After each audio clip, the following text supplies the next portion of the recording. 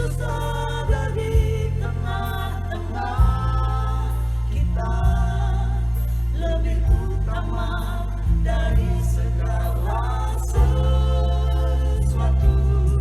Sang pejuang sejati. Yesaya 53 ayat 5. Tetapi dia tertikam oleh karena pemberontakan kita. Dia diremukkan oleh karena kejahatan kita. Ganjaran yang mendatangkan keselamatan bagi kita ditimpakan kepadanya. Dan oleh bilur-bilurnya kita menjadi sembuh. Hidup adalah sebuah perjuangan. Sebuah slogan yang memberikan semangat untuk berjuang menjalani hidup demi sebuah tujuan. Demi tujuan apa? Perjuangan demi mempertahankan hidup atau kesejahteraan kita sendiri, atau berjuang demi kebahagiaan orang yang telah berjasa kepada kita. Berjuang demi orang tua, demi keluarga, atau demi bangsa dan negara. Sahabat Iktus, sang pejuang sejati, memperjuangkan keselamatan saudara dan saya yang telah memberontak kepadanya, menjauh darinya, dan yang sesungguhnya tidak layak untuk diperjuangkan. Yesus Kristus datang ke dunia untuk menyelesaikan pekerjaan penyelamatan yang diberikan Bapa kepadanya.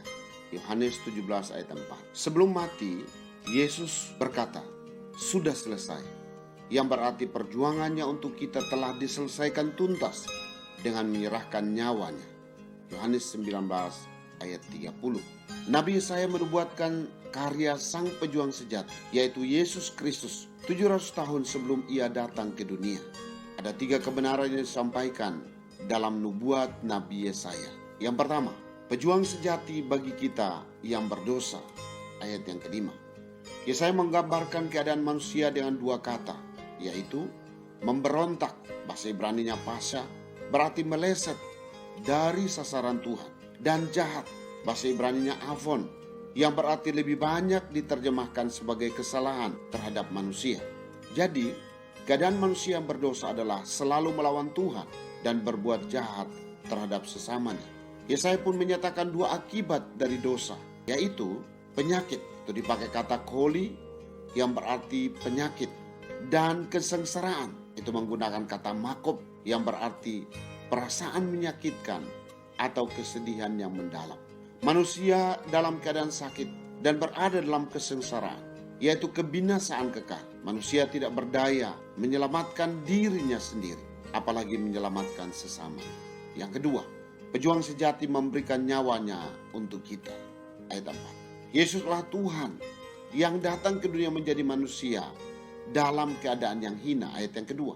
Kedatangannya untuk menanggung penyakit kita dan memikul kesengsaraan kita. Ia datang sebagai pejuang sejati dengan memberikan yang terbaik, yaitu nyawanya, untuk menggantikan nyawa kita dengan kematiannya di salib.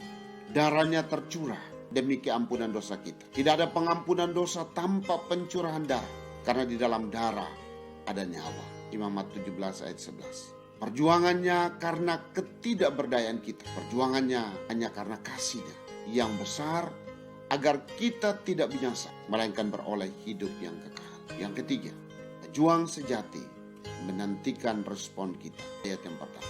Apa yang menjadi respon kita terhadap karya yang telah dilakukan oleh pejuang sejati kita? Ayat 1. Siapakah yang percaya terhadap pemberitaan kami? Kata kunci dari ayat ini adalah percaya. Respon kita hanyalah dengan percaya kepadanya, bahwa Yesus adalah Tuhan dan Juru Selamat, dan menerimanya di dalam hati. Yohanes 1 ayat 12. Sahabat Iktus, dosa kitalah yang membuat kepalanya tertusuk oleh mahkota duri. Tubuhnya hancur dicambuk, tangan dan kakinya dipaku.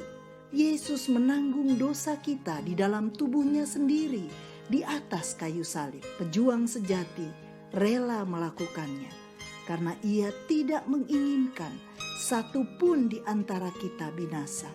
Ia menginginkan kita memperoleh hidup kekal.